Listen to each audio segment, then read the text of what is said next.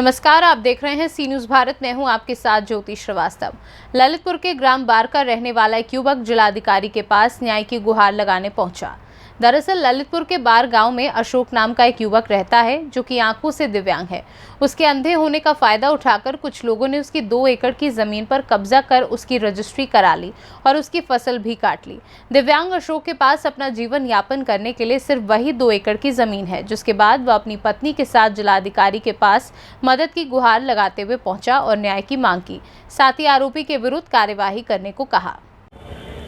ललितपुर में हम आपको बता दें कि महिला जो कि आई है जिलाधिकारी के पास ललितपुर के थाना मरावड़ा क्षेत्र के अंतर्गत एक चिकित्सा विभाग के अधिकारी जिन पर लगा रहे हैं आरोप, और साथ साथ में हम आपको बता दें कि महिला आई है जिलाधिकारी के पास और कई बार प्रार्थना पत्र देने के बावजूद भी नहीं हो रहा है समाधान।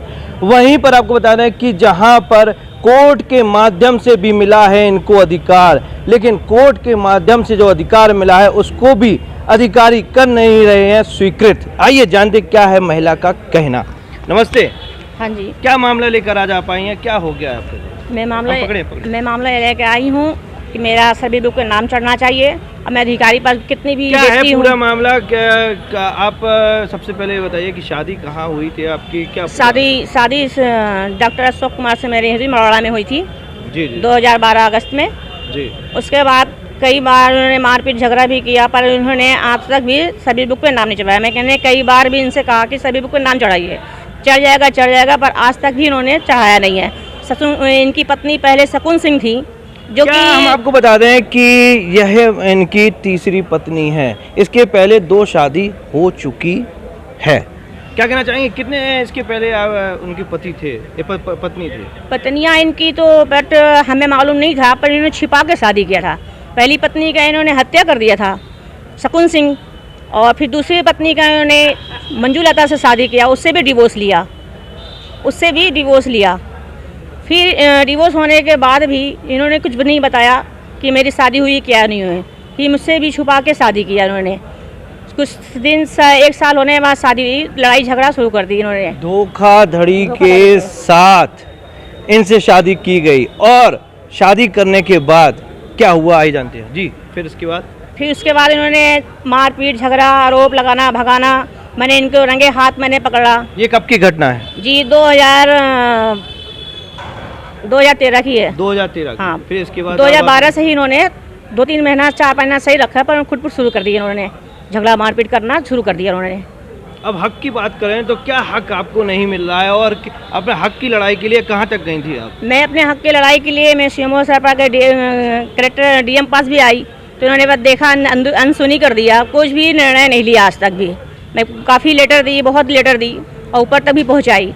जो भी इंक्वायरी आती, जो भी आती, यहाँ पैसा लेकर उन्हें दबा देते हैं। आज तक कुछ भी नहीं हुआ है। आप अपनी हक की लड़ाई के लिए कहाँ गई थी? मैं कलेक्टर सर पास गई, सीएमओ सर पास भी गई, तो उन्होंने कुछ। ललितपुर में हम आपको बता दें कि महिला जो कि आई है जिलाधिकारी के पास ललितपुर के थाना मरावड़ा क्षेत्र के अंतर्गत एक चिकित्सा विभाग के अधिकारी जिन पर लगा रहे हैं आरोप, और साथ साथ में हम आपको बता दें कि महिला आई है जिलाधिकारी के पास और कई बार प्रार्थना पत्र देने के बावजूद भी नहीं हो रहा है समाधान। वहीं पर आपको बता दें कि जहां पर कोर्ट के माध्यम से भी मिला है इनको अधिकार, लेकिन कोर्ट के माध्यम से जो अधिकार मिला है उसको भी अधिकारी कर नहीं रहे हैं स्वीकृत। आइए जानते क्या है महिला का कहना। नमस्ते।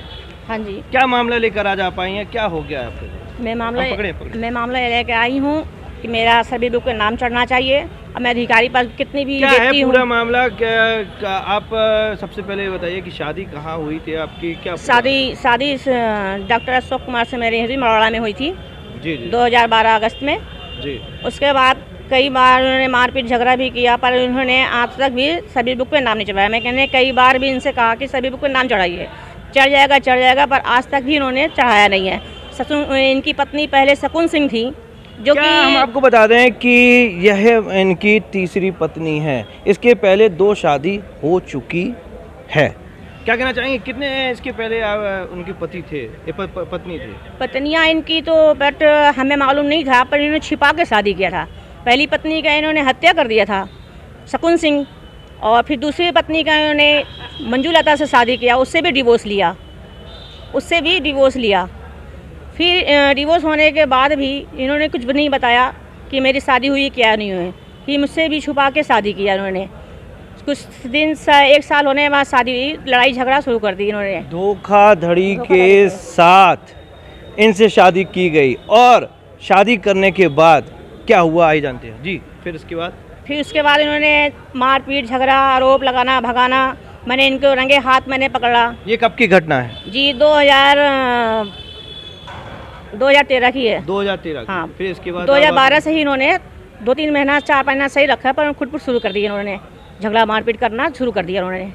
अब हक की बात करें तो क्या हक आपको नहीं मिल रहा है और अपने हक की लड़ाई के लिए कहाँ तक गई थी आप? मैं अपने हक की लड़ाई के लिए मैं सीएमओ सरपा के कलेक्टर डीएम पास भी आई, तो इन्होंने बस देखा, अनसुनी कर दिया, कुछ भी निर्णय नहीं लिया आज तक भी।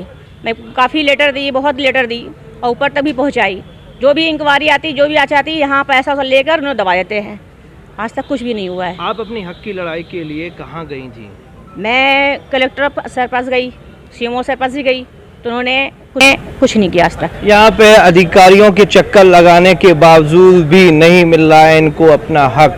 जहाँ पर पति की संपत्ति और पति की नौकरी और साथ साथ में पति के पूरे दायित्व पर जहाँ पर पत्नी का अधिकार होता है, वहीं पर इनसे इनको वंचित किया जा रहा है जी। और क्या इसके बाद आप जिलाधिकारी के पास गई, फिर आज आपने फिर ज्ञापन दिया है, तो क्या चाहती हैं आप?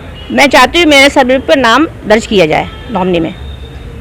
पत्नी गई हुई थी न्यायालय अपने हक के लिए और वहीं पर पत्नी का दर्जा मिलने के लिए आई।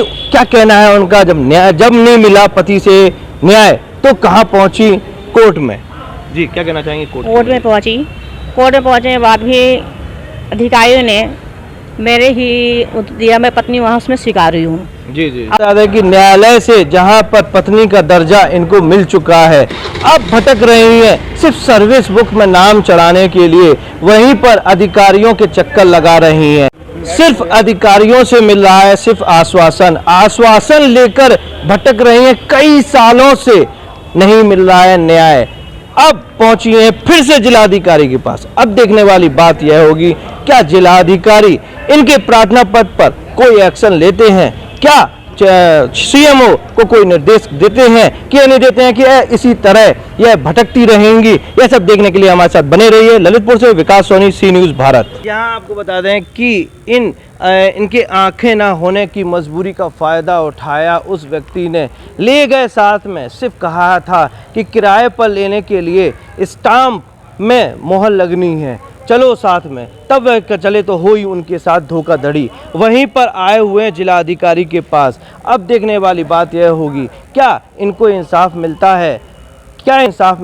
क्या इसी तरह भटकते रहेंगे? क्या इनका जीवन यापन 2 एकड़ ज़मीन के वापस मिलती है कि नहीं मिलती है? सब देखने के लिए हमारे साथ बने रहिए। ललितपुर से विकास सोनी, सी न्यूज़ भारत। फिलहाल इस खास खबर में बस इतना ही। देश दुनिया की बाकी खबरों के लिए आप देखते रहिए सी न्यूज़ भारत।